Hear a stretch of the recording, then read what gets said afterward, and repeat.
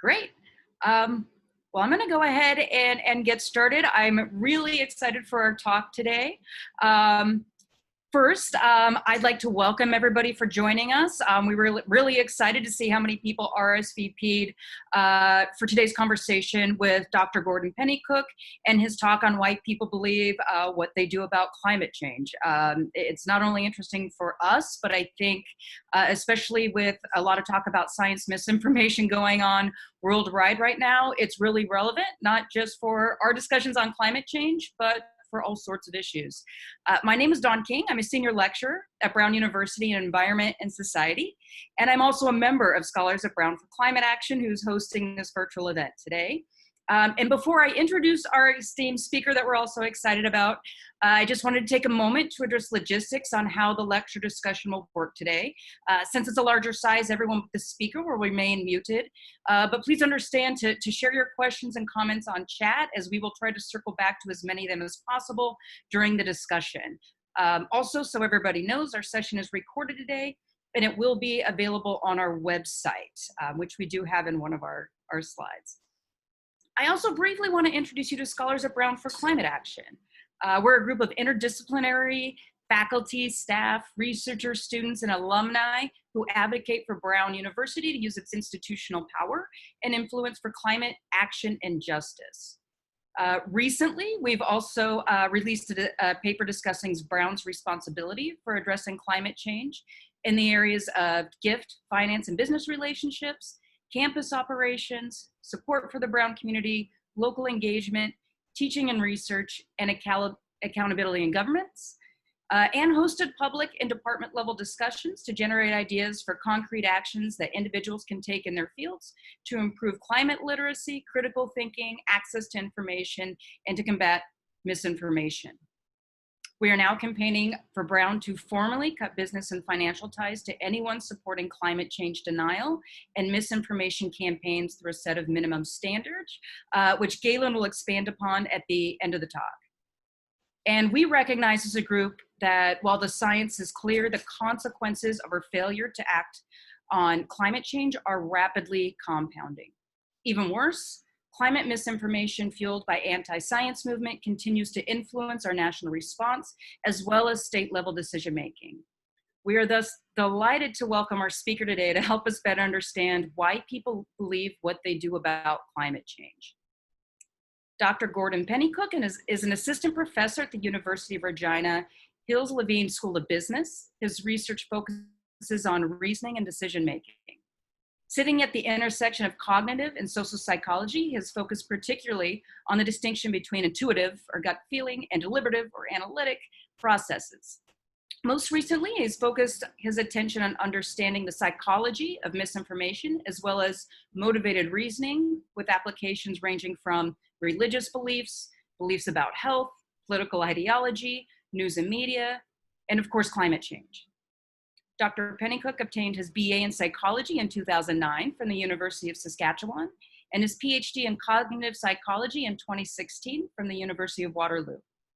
Prior to starting at the University of Regina in 2018, he held a Social Sciences and Humanities Research Council of Canada Banting postdoctoral fellowship at Yale University.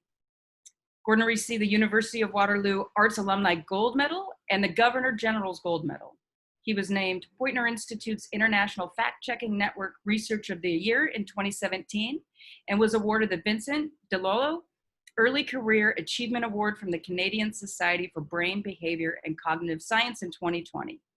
He has published over 60 peer-reviewed articles, some of them with amazing titles, so I do suggest you check them out, including in journals such as Science, Proceeding of the National Academy of Science, and Nature Human Behavior. So please welcome me in joining, and please join me in welcoming Dr. Pennycook. Great, thank you very much. I will just load this bad boy up here. All right, so thanks for having me. Very excited to be here and discuss this important issue. I focus a lot on the kind of psychology of why people believe various things, and kind of more recently I've focused on this issue of climate change for reasons that are fairly obvious, I think.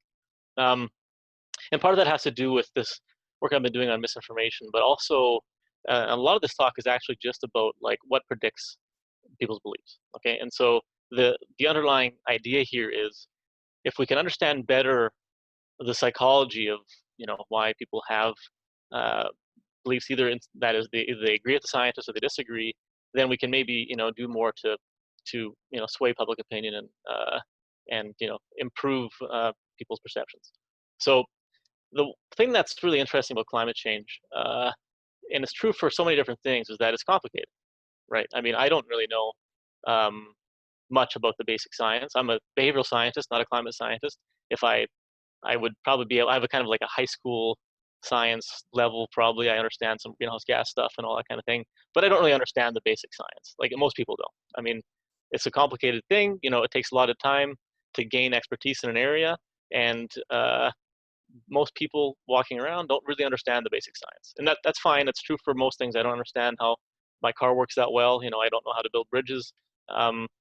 So what that means is I need to trust experts in this area, right? And the interesting thing about climate change is that there's a we don't do that. I mean, a lot of people don't do that anyways. So let's think about you're on the city council, you need someone to build a bridge, you would obviously get an expert to do that, right? Or if you were to discover that a bridge in your city was built by somebody who wasn't an expert, you probably wouldn't cross it, right? Like you would probably avoid that bridge because we value expertise. Certainly when it comes to bridges, we value it. Well, if your car breaks down, you go to the mechanic, right?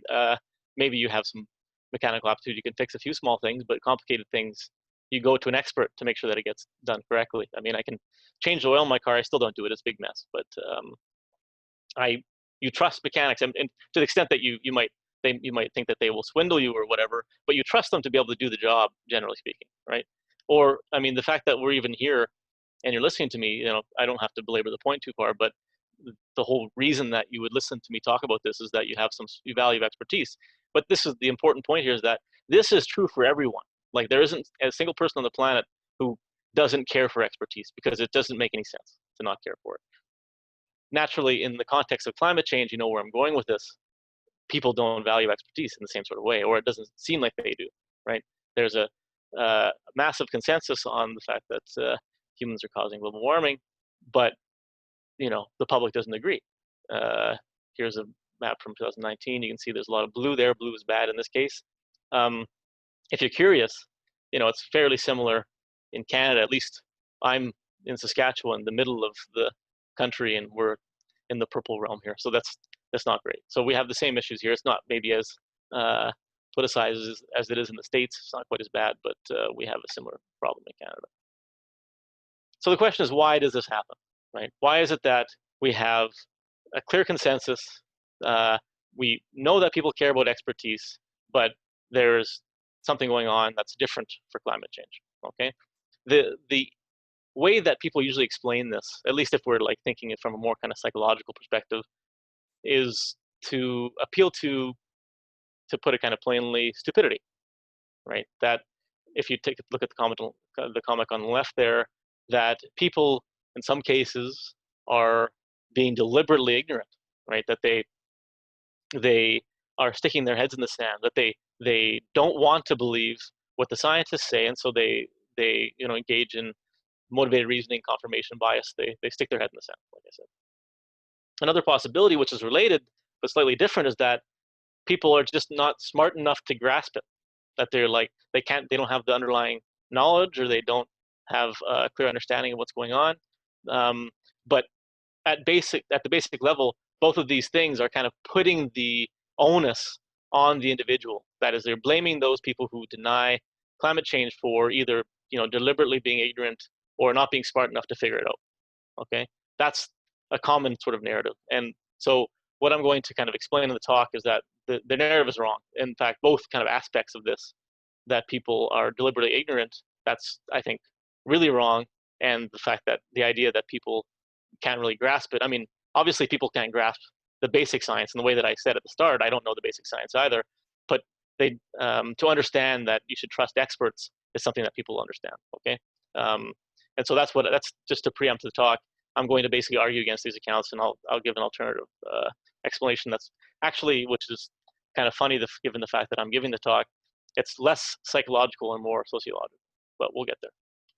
So what I'm going to do is explain two kind of broad perspectives from the field of psychology that are kind of used to explain the underlying cognitive processes that emerge when people are kind of thinking about global warming. And again, this is important because if we can figure this out, then we can figure out ways to kind of better combat misinformation in the realm and better, improve people's kind of beliefs, or at least get them more consistent with what scientists believe. So one account is what I'm going to call the good lawyer account, okay, by analogy. So reasoning like a lawyer means you take a conclusion and then reason back from that, right? That is, you don't care about the truth in a specific sense. That is, you don't care about the truth. That's not the focus of your reasoning. You're reasoning because you want to kind of win an argument, whether it's with a person or just with yourself. You come across some sort of information and you interpret that in light of your prior beliefs, political identities, and so on. And so this idea is that people believe what they believe about climate change because they reason like lawyers and they're too good at it. They're too good, essentially, at deluding themselves into believing what they want to believe. They're deliberately ignorant, in a sense, okay? Another way you can think about this is that people are stupid in a kind of partisan way, okay? And I do like, my apologies for using the word stupid frequently, but it just accords with the narrative about the issue, which is why I'm using it. So the idea here is that people are so partisan, so inclined to defend their political identities, which in the case of denial in the United States is, Republican conservative identity, that they are kind of deliberately deluding themselves, or at least they aren't willing to face the kind of facts, as it were. But there's another possibility, okay?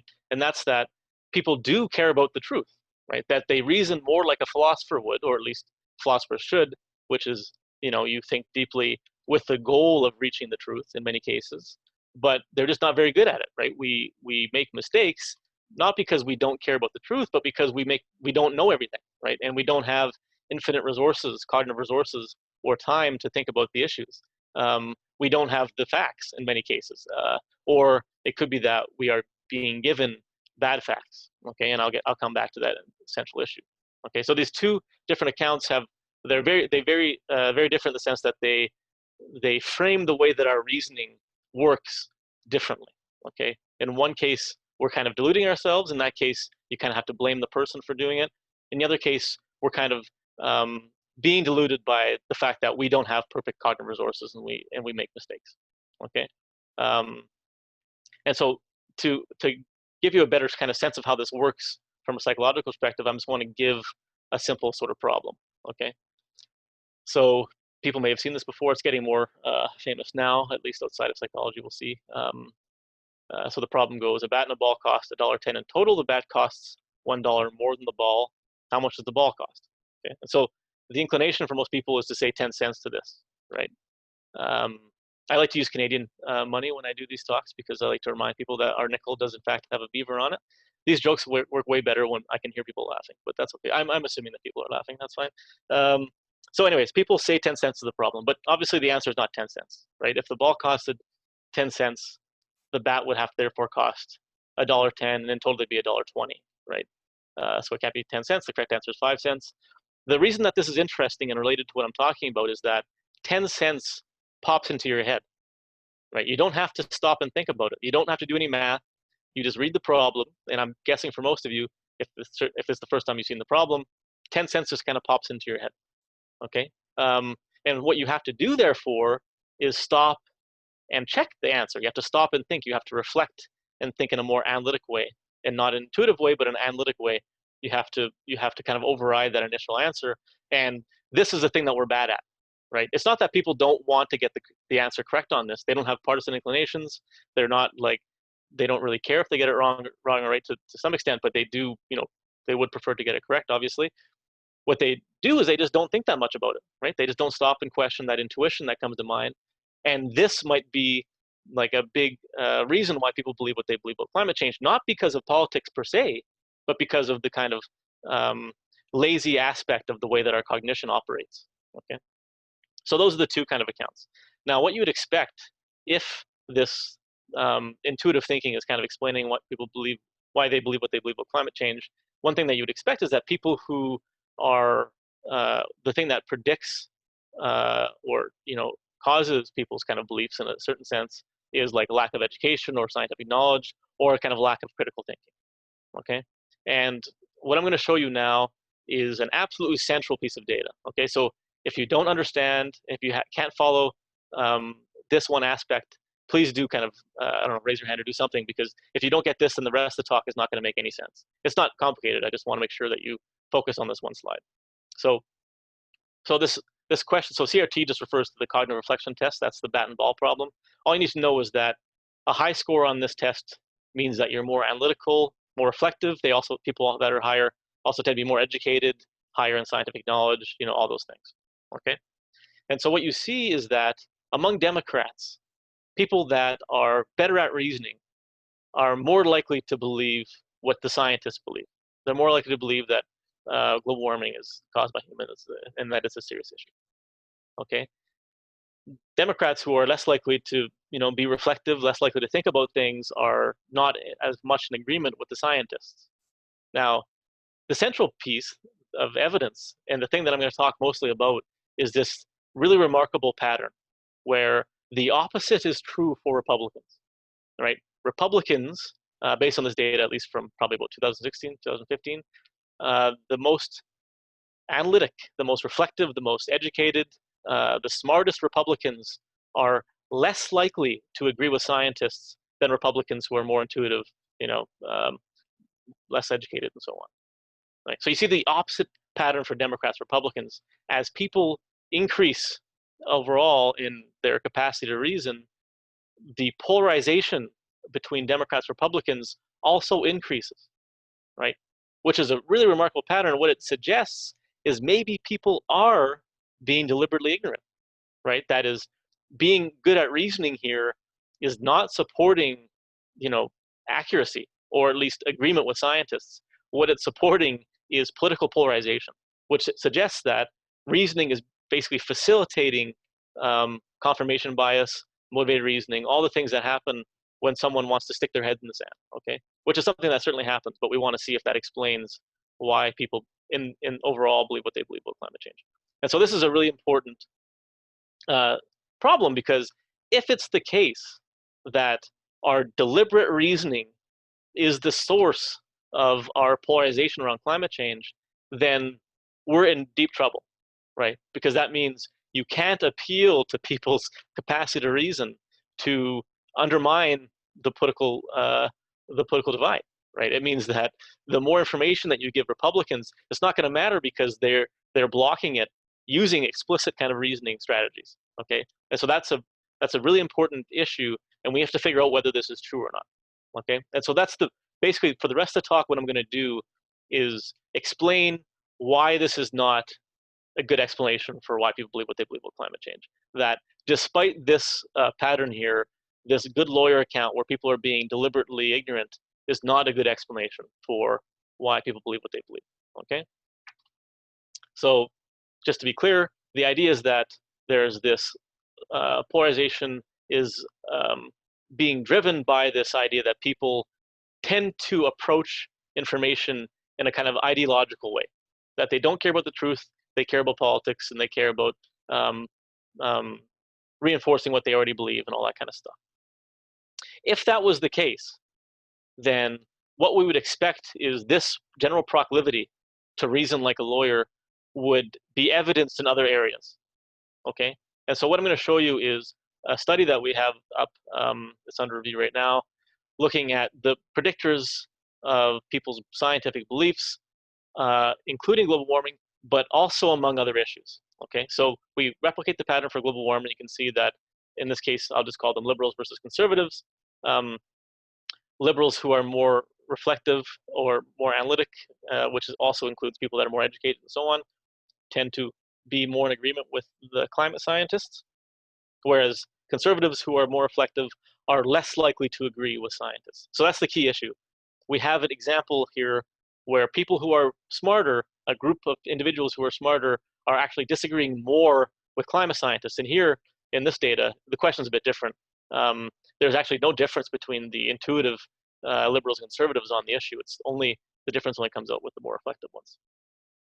So if it's the case that this is being driven by this general like failure of the way that people reason, that we tend to delude ourselves, then we would expect the same sort of pattern to emerge for other politically divisive issues, right? That it shouldn't just be global warming that this is happening for. We should see the same kind of polarization as a function of intelligence for all sorts of different issues, okay? And that's what I'm going to test here. That's what we test here. We look at, we did a pretest to show we kind of like found as many issues as we could find that are politically divisive. So some of these things are controversial, and so I'll probably say something that individuals disagree with here, but you know, it is what it is. And the idea is that, again, given that these issues are also politically divisive, you'd expect to see the same pattern of results if it's this general psychological proclivity that's explaining why people believe what they believe about global warming. Okay, so not all of them are equally divisive, obviously, but we have three here that are, as at least based on people's ratings, as divisive as global warming.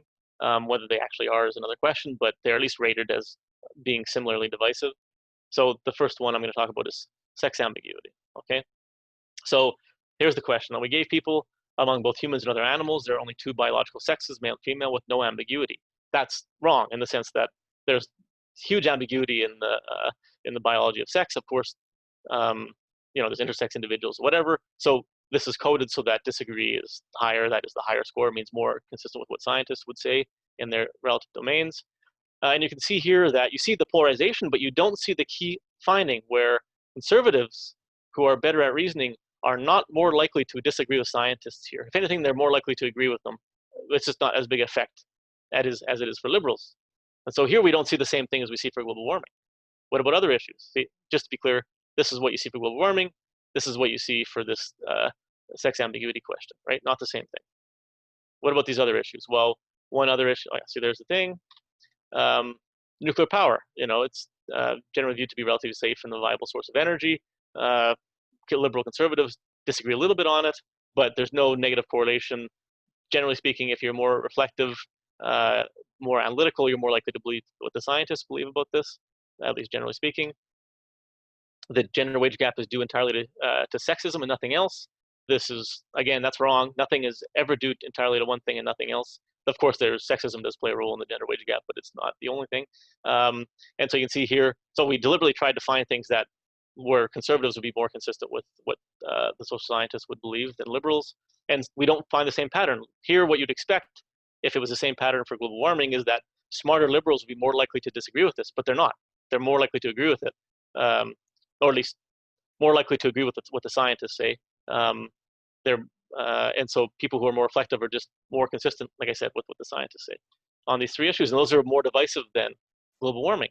Now what I'm going to do is just show all the rest of them, except for one, on one giant screen, okay? So the reason is that this becomes very redundant if I keep on going through all these different issues. So I'm just going to show them all at once, just so that we can move along with the with the narrative of the talk. So here's the general pattern. So we have here on the left, stereotypes are always entirely inaccurate. That's not true. Sometimes stereotypes are accurate, of course. But you see positive correlation. People who are more reflective are more likely to be the scientists. The Big Bang Theory, this one does look a little bit negative for conservatives, but it isn't actually. And just keep your mind on that one because we'll come back. There's a thing that's related to that, which I'll come back to. GMOs are not hazardous to your health. Doesn't make any sense. Homeopathy doesn't work. Homeopathy, sorry, doesn't work. Vaccines don't cause autism.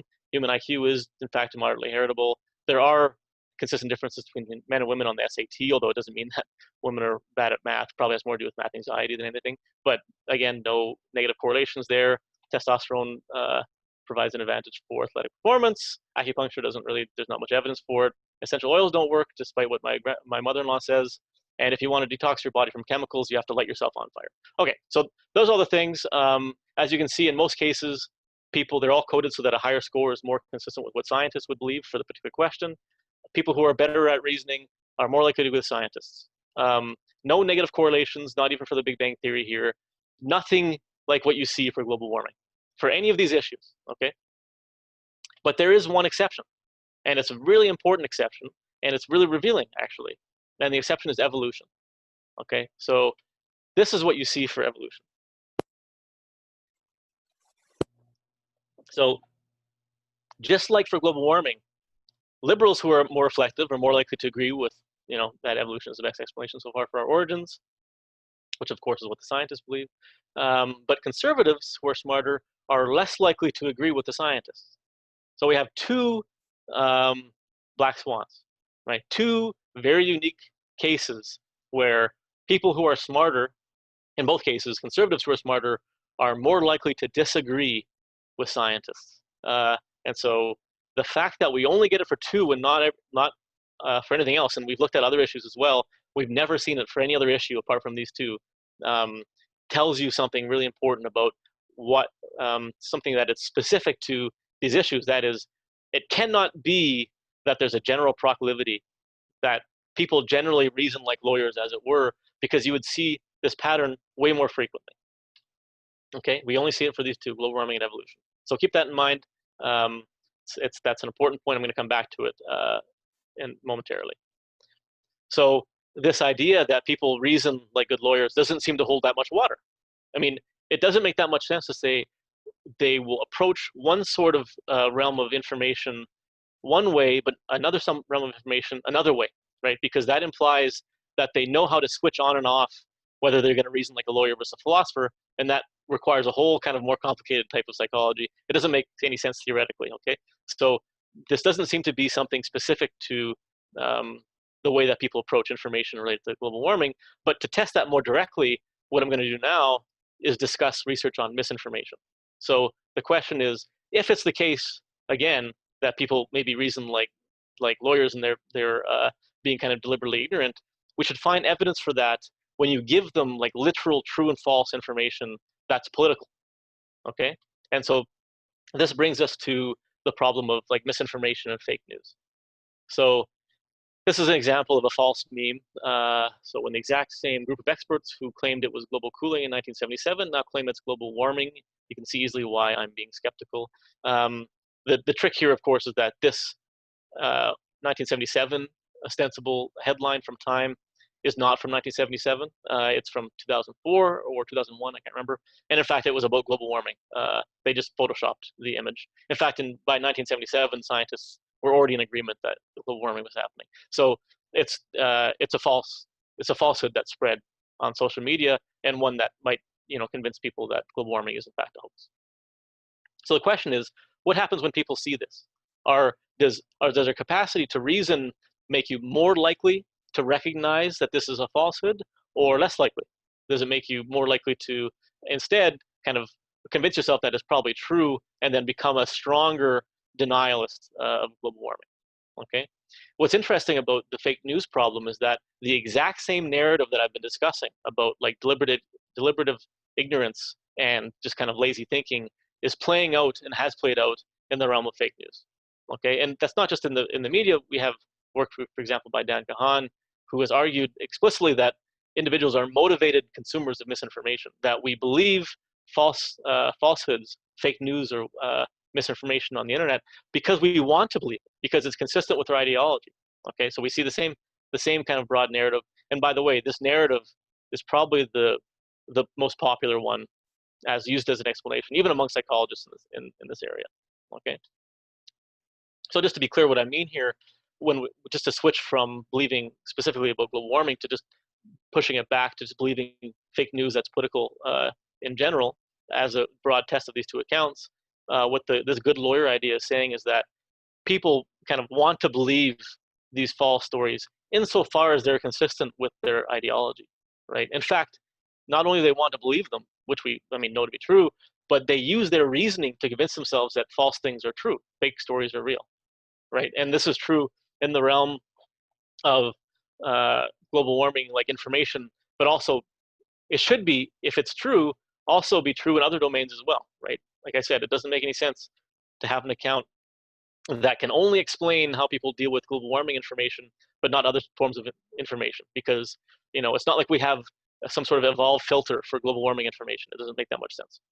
Okay, so the alternative, of course, is that people's thinking actually is directed towards the truth, right? And people who think more and are more reflective are better able to distinguish between what's true and false, which is why for almost all issues that are scientific, people who are better at reasoning are more likely to agree with scientists because reasoning tends to help us, right? It's just there's something unique going on for the global warming and evolution, but it's not unique in relation to our psychology. It's, as I'll explain later, unique and related to the information environment. Okay, so these are the two accounts. One account says reasoning hurts. That's the good lawyer account. The other account says reasoning helps. That's, to simplify it, that's basically what the two accounts say. Okay, so if in the context of fake news we see the same sort of thing that we see in the context of global warming, you want to see the same pattern, right? For politically incongruent news, you want to see a negative correlation with how good people are at reasoning because they're using their reasoning to convince themselves that these things that they want to be true are true, right? Or sorry, and it should be positive for politically congruent, right? Because if they agree with it and they're smarter, they'll be better able to convince themselves that the falsehood is accurate. That's the idea. Okay, but of course that's not what you see. Again, completely counter to what you see for global warming. If you give people false headlines that are political, if they're consistent or inconsistent with their ideology, being better at reasoning means you're more likely to have accurate beliefs. Okay, what's going on is something extremely unique in the context of, in our case, Republicans' beliefs about global warming, where reasoning is backfiring, and we cannot find evidence for this hardly anywhere else. And I've looked extensively. Okay. Another example, this was a study we ran in Canada using this, in this case, the reason I'm talking about this Canadian study is because we actually use this literal image. And in this case, our dependent variable, the thing that we're asking people about is whether they would share it on social media. And again, you don't see the same thing, right? Liberals are less likely, if they're smarter, to share it. Conservatives are also a little bit less likely to share it. It's not as strong of an association, but certainly they're not more likely to share it, right? That is, what do you expect given this pattern of results is that conservatives, when seeing this meme, if it's the case that they're reasoning kind of like lawyers, they'll be more likely to share this thing. That reasoning would facilitate kind of engaging with misinformation, but that is not what you see. You see, generally speaking, being good at reasoning is basically inoculating people against misinformation, okay? Which makes it really weird that people who are better at reasoning and are Republican are more likely to disagree with scientists, because it doesn't make any sense given all the other data that we have, okay? In fact, if you give people literal information about the consensus, okay, and this is a really important piece, it actually works. And so the people in the treatment here were just told that there is a consensus around climate change. And so the HE refers to the fact that everyone in the sample is highly educated. So these are the people, just to go back a second, these are the people that are polarized, that are at the edge of this distribution. They're good at reasoning. These are the people who should be more likely to reject this information given the kind of popular narrative that they're being deliberately ignorant, but that is not what you see. In fact, if you tell Republicans and conservatives, in this case, who are highly educated that there's a consensus about global warming, it makes them more likely to agree with you that there probably is a consensus, right? They don't reject it. They just didn't know that. They didn't realize that because probably, as I'll explain, or at least argue, they're kind of existing in a polluted information environment. Okay, so what I've talked about so far makes one simple point, that there isn't really anything unique about global warming and evolution from a psychological perspective that explains this weird pattern of results where people who are Republican and smart are more likely to reject these two issues. Probably what's going on is something else, that people tend to approach information intuitively. They tend to not spend that much time thinking about it, but our intuitions, our prior beliefs are being shifted by what's going on in the information environment. And so there's something that's unique about these two issues that's not related to this underlying psychology, but related to what's going on in the world. And my opinion about what it is simply false expertise, right? I started by talking about how everyone does care about expertise, right? You don't cross a bridge that wasn't built by someone who's not an expert. What has happened and what's unique about these two issues among all the scientific issues that we looked at is that there have been millions of dollars spent over decades creating false expertise on global warming and evolution.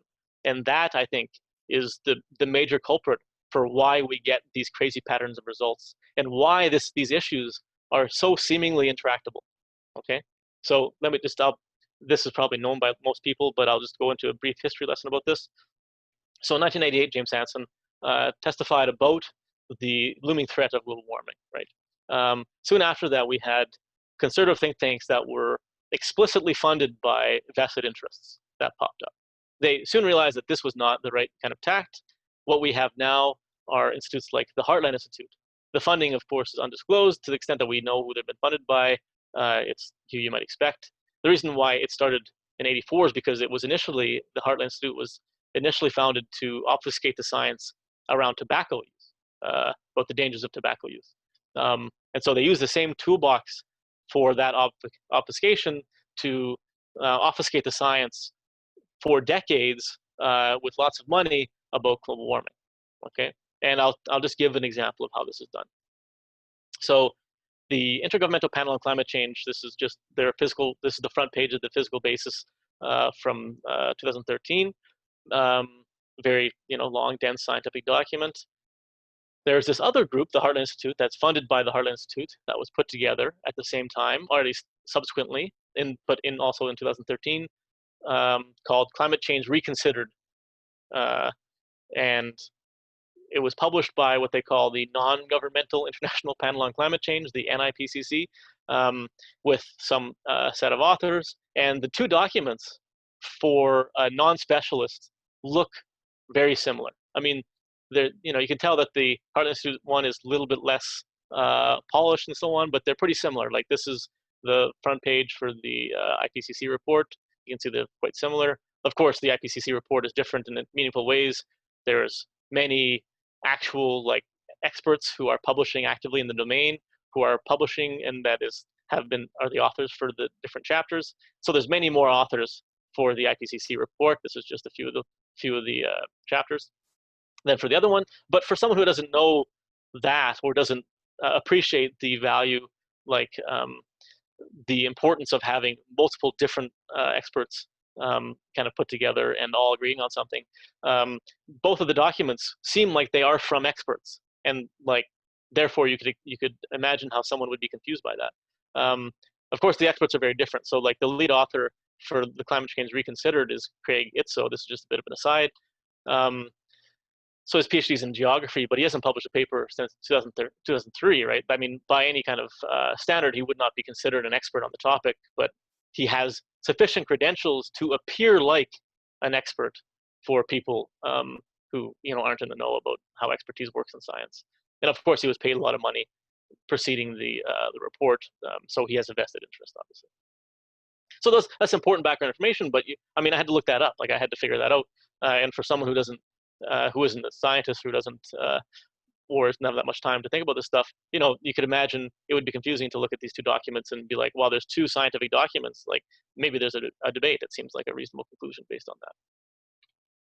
And so even if you look at the documents side by side, the one on the right, which is the advocacy document, the one from the NIPCC, they look very similar. They have graphs, they have figures, they've got citations. They're both ostensibly scientific documents. And it would take a long time for the NIPCC document is 400,000 words. It's a huge document. It would take a lot of effort for experts to go through and debunk all the stuff. And obviously they're not going to do that. It would be a waste of their time. And so what we did instead is we did a language analysis of the two documents to see, we know that there's language that's more common in more scientific documents. So we basically wanted to just compare the two documents to see how what kind of language they're using to figure that out. So this is just the simple analysis that I'll explain in brief here. The two reports are listed here. IPCC is the one from the experts. The NIPCC is the one from the Heartland Institute. And so as an example, you can see the IPCC is using more tentative words and fewer emotional words. And this is really significant. The IPCC document is saying, the globe is warming, we have to be careful, this is a major crisis.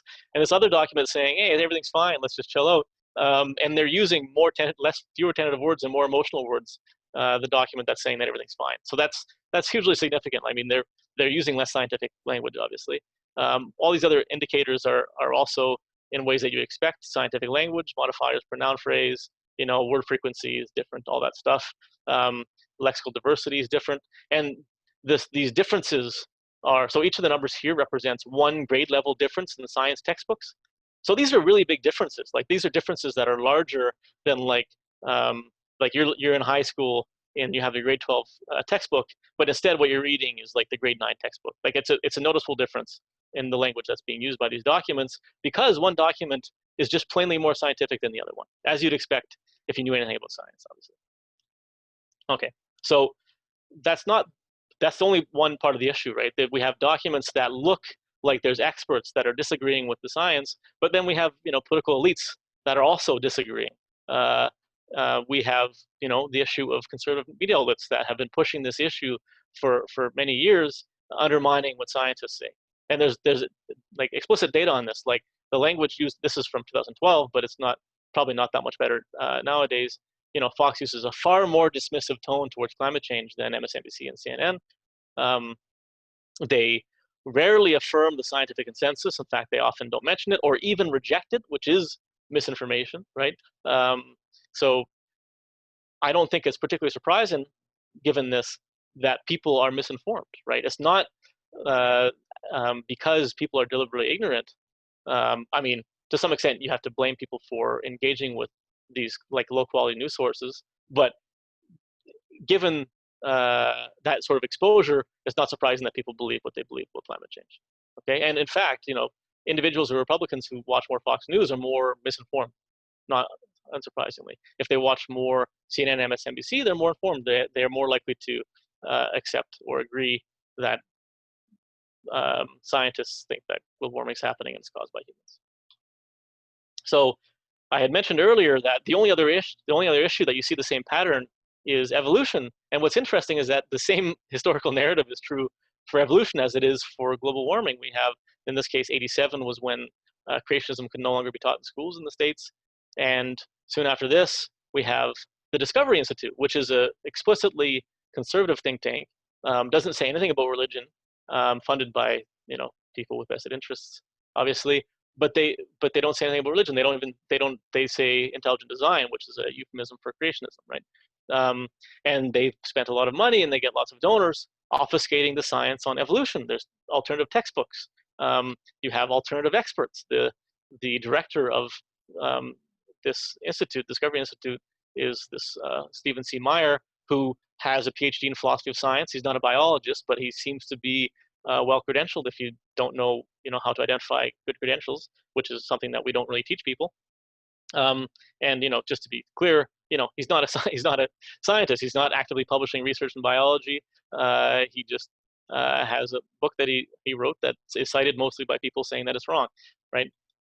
We also have the same issue of political elites obfuscating the science of evolution. In this case, Mike Pence, the vice president, said that he thinks that scientists will come to see that only the theory of intelligent design provides the only even remotely rational explanation for the known universe. Of course, the irony here is that intelligent design is not meant to explain the origins of the universe, but the origins of species. So even the intelligent design people would think that he's wrong here, but it doesn't matter. He's obfuscating the science.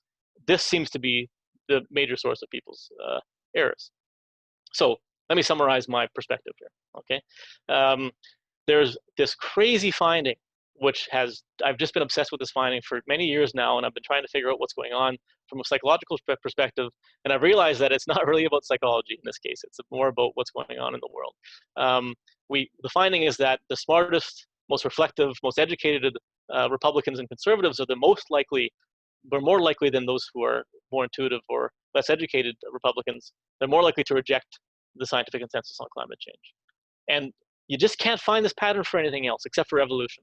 Like, you don't see it for fake news. If you give them explicit information, we've done experiments on this, about climate change, you don't see the pattern there either, right? That's not what it's about. It's about the information environment being so polluted that even the smartest Republicans can't wade through it, okay? And that's a major problem, right? And what it suggests is that believers and skeptics are living in different ideological worlds with different experts, right? And given that, it's not, I mean, we knew that already, but I don't think we perhaps understood the depth of the kind of psychological impact of this. where even the smartest Republicans can't wade through all of the garbage that's being put out there on rejecting climate change. Okay, so my conclusions and recommendations on this are, I think, fairly straightforward and not earth-shaking, but I think important. So one thing, which is just a kind of personal opinion, maybe people will disagree, but I think we need to be more charitable to people on the other side of the aisle, right? I mean, we, like those cartoons that I started out with, we tend to blame those people who, deny climate change as if, it's kind of their fault, and which would make sense if they were being deliberately ignorant, right? Like if they were, trying to, actually reject this kind of climate science, then, they're culpable for doing that. And to a certain extent, of course, they're like, people are responsible for curating their information environment so that you have good information, but that's a different skill than just assessing information as it's coming in.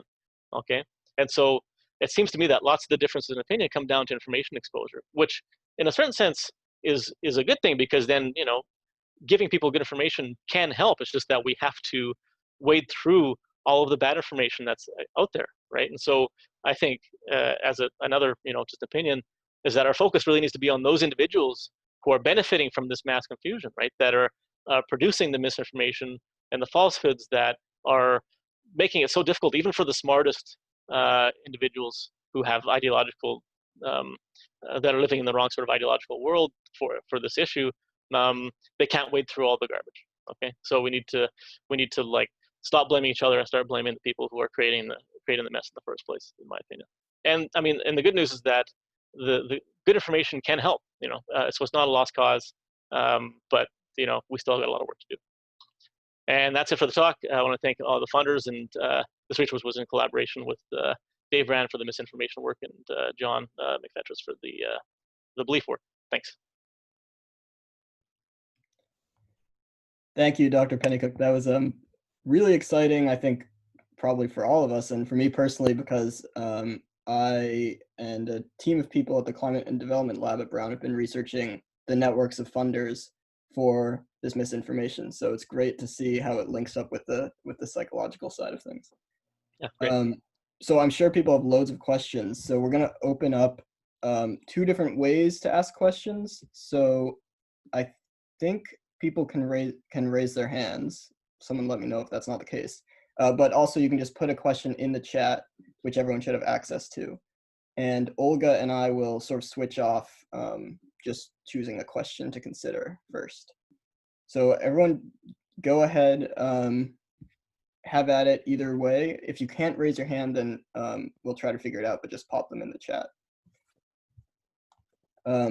And before they come in, I had a question actually that I was gonna take advantage of my position to ask first. So within people talking about climate communications, I think one often hears that we've been focusing too much on this sort of information deficit theory, and that really we need to incorporate more emotion and narrative in our communicating about climate change. So social movements like the Sunrise Movement focus a lot on narrative.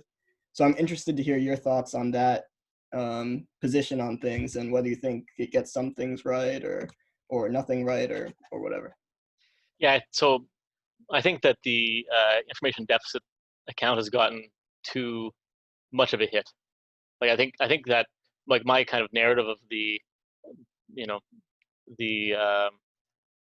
how research has unfolded is that it's kind of, I mean, it's the account that makes the most kind of intuitive sense. You give people information, they'll learn from it. But it's true, like that's actually how it works. Like people do learn from information. You just have to give them good information. I mean, it doesn't mean that it's not also the case that we should give people information that is intuitive for them, that makes it easier to learn. But it seems to be like a part and parcel of the same issue. What the strongest pushback from the kind of deficit account was from this idea that it's more about ideology than knowledge, which I don't think is true at all. Like I think that people, and I think what happens for social scientists is that we think that everyone cares about the same issues that we do to the same extent.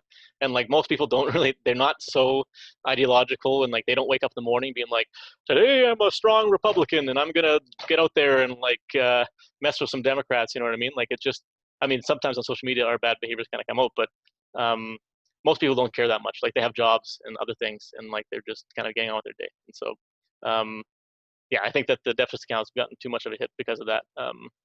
It's just that we need, I mean, scientists maybe aren't that great at giving people easy, intuitive information, and so we need to figure that out a bit better. But yeah.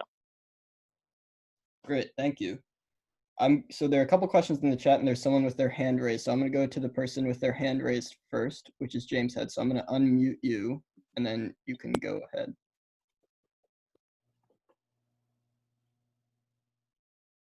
I think you have to accept the unmute, though.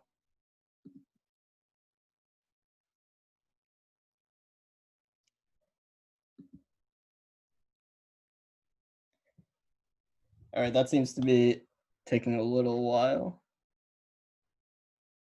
Let's go to one of the questions from the chat then first. So we have Danielle Stockley asks, why don't we see a similar pattern with vaccines? What piece is missing?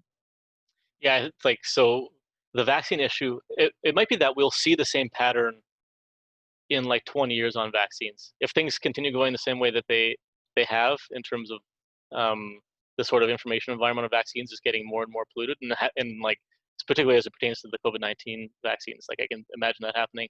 But the difference is that like these issues like evolution and global warming, they've been obfuscating about the science for decades, right? And so like that, you have to think about from a historical sense, like how much the information environment has been polluted because of that. And so I think there is lots of garbage about vaccines and autism, but until more recently, it was extremely fringe. And probably there isn't a huge amount of, I mean, to step outside of my expertise a little bit, the kind of money involved in rejecting global warming is far greater, given like oil companies and so on, than it is for like rejecting vaccines, which is mostly a kind of grassroots issue. And so maybe it'll never reach the same issue, but I think that, I mean, ultimately comes down to, you know, following the money. So that's what I see as the difference. It doesn't mean that it can't happen, but it's just historic. I mean, it just doesn't seem like it's the case. Cool, thank you. It looks like we have some more questions in the chat and possibly another hand raise. So the next question is, do you have any tips on how we could try to open a constructive discussion with a climate change denier? I'm a citizen activist in Rhode Island who appears at our state house for hearings on climate bills, where one can bump into opponents. I wish I did, honestly. Like this is what I said. Like, no, I don't. I mean, actually, I don't. Like, I could try to make something up, but like it's just not my area of expertise. Basically, like I only know how to figure out what people's beliefs are and how to predict them and all that kind of stuff. And I have no idea. Like, after I say you can do things to help, I'm like, all right, now do that. Someone who knows how to do that can do that. But I wish I knew. I mean, like I said before, like you kind of want to appeal to people's intuitions. You want to make sure that the information is accessible. I mean, there's a few simple things like if it comes from someone who is a kind of trustworthy co-partisan, then that, you know, might have a bigger impact. You know, if people on Fox started saying actually climate change is a big issue, then people would be like, oh well, you know, given that they said the opposite, this would have a bigger impact. But in terms of like you walking up to somebody and trying to engage with them, I mean, apart from like being nice, I don't really have good advice, unfortunately. I mean, one thing I would say is that people don't appreciate the extent to which they're relying on sources that don't, like, given that people care about expertise, like if you were able to communicate the information about expertise a bit better, then that might have an impact. But I mean, I haven't tested that, so I don't, like, it just seems like it might make sense, but I don't know. So this is Jim Head. I figured out how to unmute. Can Great. I ask the question? Sorry. Yeah, go ahead. Yeah, go ahead, Jim. Yeah, really, I have a geological background, so I see things from a, you know, millions of years perspective, more or less. And one of the things I found in my discussions about this is that two things, really. One, people just can't see the change of climate change personally. So they have to really kind of like take a longer term view. I mean, mean annual temperature, average temperature, et cetera, changing a tenth of a degree has no meaning in terms of the daily weather and so on. The second thing is resistance to change. I mean, basically, if you agree with climate change, you're going to have to do something about it. And that means you're going to have to change your way of life.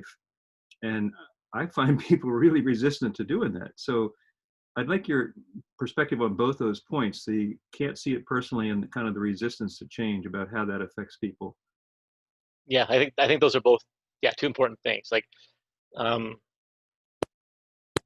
for issues where it's not possible to get the polarization would be ones where you can't reject what's in front of your eyes, right? Like in Florida, for example, you do see less polarization than in other states, because there's more reason for people to be like, maybe this isn't just an idle issue that I hear about on Fox News. I have a personal interest in this issue, and so that will definitely have an impact, because it forces people to kind of stop the lazy thinking thing that I said, to actually spend some time thinking about it, or at least to not think about it would be another way to put that.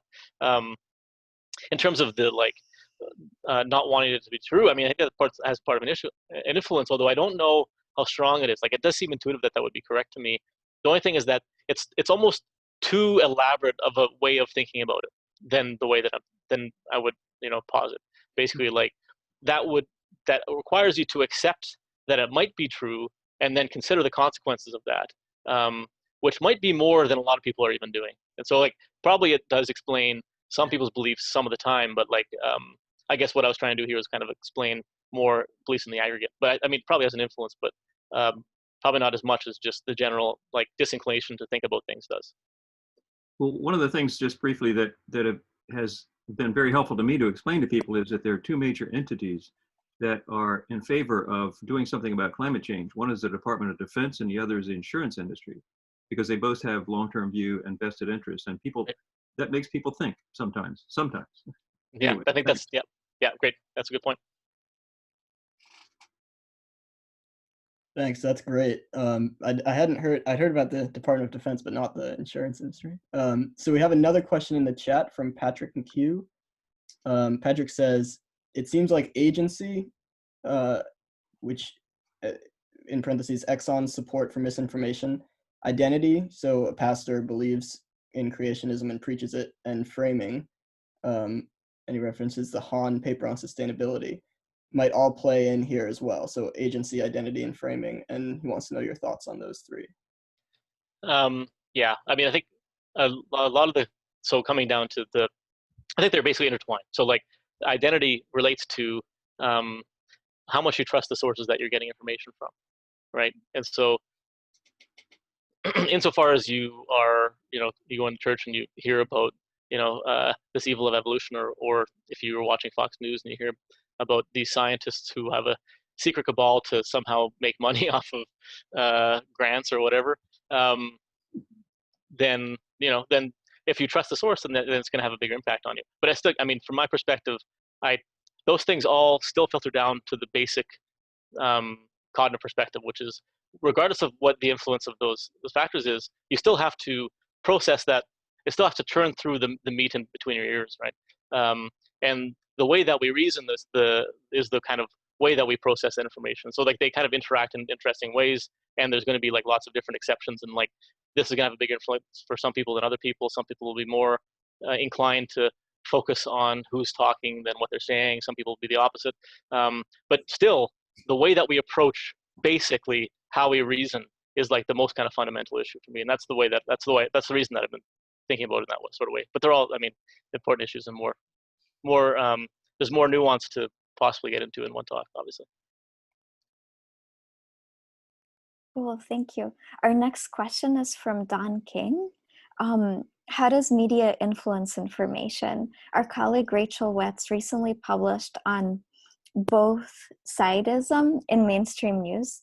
Opponents of climate action are given an outsized opportunity in outlets like the New York Times. And I could actually, I probably should just raise my hand. Yeah, this was, but basically saying that she viewed press releases from all organizations, and where they appeared, New York Times, Washington Post, and USA Today, I believe, thousands of them.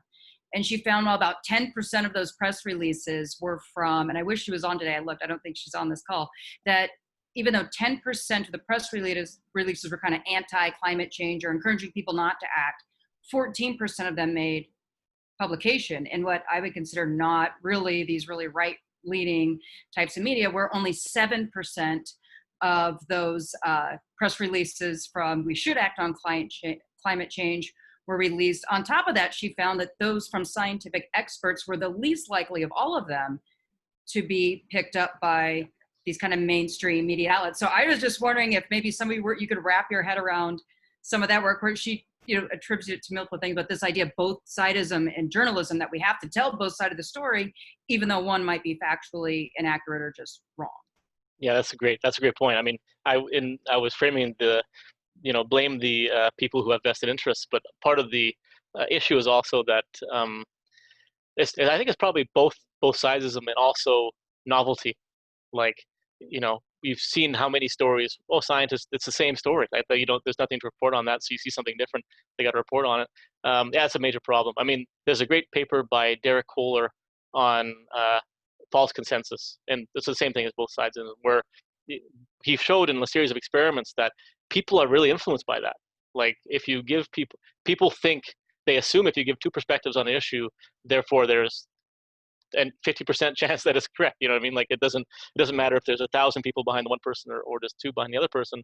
It really does influence people, and so that norm has done us a lot of harm over the years. It's not just we can't just blame Fox News. I think it's been a major influence. I mean, which is another thing. Like, you don't expect both sidesism on vaccines causing autism, right? That's a little bit too far afield for the both sides. You might see a little bit of it, but for climate change, because of all of the money spent on obfuscating the issue, it seems like a more reasonable both sides thing to put on the news. And here we are dealing with this problem. I wanted to just jump on really fast because I think that's fascinating that you brought it up, Don, just to point out that very much also exists for evolution, right? You see the most airtime for this other side which doesn't exist. And I remember my first genetics class in college, it was a 15-minute disclaimer that we wouldn't consider it because we don't want to give the platform of having multiple sides. And it really stuck with me, that lesson. And so I think maybe there's a lesson in there for us too, when we're talking in a class or when we're talking in the public, et cetera, about sort of refraining from doing exactly that.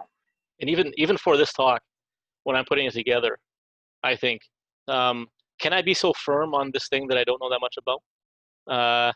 Like, using the terms of denier, all that kind of stuff. I feel the need to be more charitable to the other side. I guess that was my kind of conclusion anyways, but but it's wrong. I mean, we have to kind of draw a line in the sand, as it were. So I think we're rapidly, or we've actually gone over our deadline. So there's one more question or maybe a comment in the chat, but I'm actually going to wrap us up now just to be respectful of everyone's time. And just say quickly that we in Scholars at Brown for Climate Action are really focused on this problem of misinformation, especially within higher education. As we've seen, it's a problem that plagues the sort of more analytical, or probably people with access to higher education even more, and it sort of seems to spread outwards from there. So at Brown, we're focused on asking how can we deal with the influence of the money behind climate denial and other forms of science denial, the influence it has within higher education. So we're putting forward a set of minimum standards that we think should apply to the university's financial relationships to sort of say we're going to weed out the actors who are heavily engaged in this kind of activity. And just to point out, I thought this was interesting to show how difficult a problem it is. There's been research on the network of foundations that fund climate misinformation. And there are some that are highly central, and some that are sort of middling or occasionally sort of fund these organizations. And John Templeton Foundation, which funds a lot of great projects, but I noticed on your screen, he's on the also shows up in that network. So it's really, just to say that it's a really tough question, and we really want community input onto how we deal with these actors and their influence in higher education, how we think about it. So I'm the irony on the the irony on the John Templeton thing is that I published papers saying that people who are religious are less analytical, and they still are willing to fund. So it's different arms, but they seem like they're definitely more liberal leaning, I guess, than some of the really central ones. So I'm going to post in the chat a link to our Scholars at Brown for Climate Action's webpage, and I invite people to check it out. It's just brownclimateaction.org. And I want to thank, and here it is. That's great. And I want to thank Dr. Pennycook so much for showing up. It's been a great talk, very informative. And the recording will be up online as soon as we can upload it. Great. Thanks for having me. It's been great. Thanks very much. All right. All right. I'm going to end the meeting for everyone. So thanks everyone for coming. Right. Thank you so much. Bye-bye. Thank you.